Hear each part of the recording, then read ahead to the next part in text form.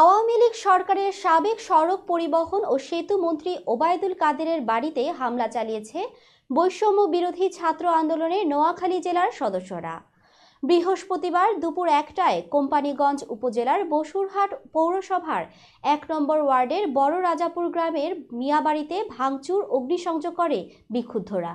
সরেজমিনে দেখা যায় আন্দোলনকারীরা কেউই বাড়ির ছাদে, কেউ বাড়ির ভেতরে, আবার কেউ বাড়ির সামনে অবস্থান করছেন।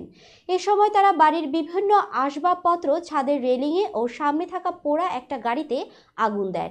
এ সময় স্থানীয় এক বাসিন্দা বলেন, বাড়িতে ওবায়দুল কাদেরের নিজস্ব কোনো ঘর নেই, যেটি আছে সেটা তার ছোট ভাই কাদের মির্জার। সামাজিক যোগাযোগ মাধ্যমে ঘোষণা দিয়েছিল বেলা ১১টায় হামলা করা হবে, তাই সকাল থেকে সাংবাদিকরা বাড়ির সামনে অবস্থান করেন। বিভিন্ন স্থান থেকে উৎসুক জনতা বাড়িটা দেখতে আসেন। আন্দোলনকারীরা বলেন, সারা দেশে শিক্ষার্থীদের ওপর হামলা ও উস্কানিমূলক বক্তব্যের জন্য দায়ী আওয়ামী লীগের সাধারণ সম্পাদক ওবায়দুল কাদের। আজ সেই রাগ ও ক্ষোভের বহিঃপ্রকাশ ঘটাচ্ছেন ছাত্র জনতা। এমন খারাপ রাজনীতি কেউ করলে তাদের এমন পরিণতি হবে, এটাই আমাদের শেষ কথা।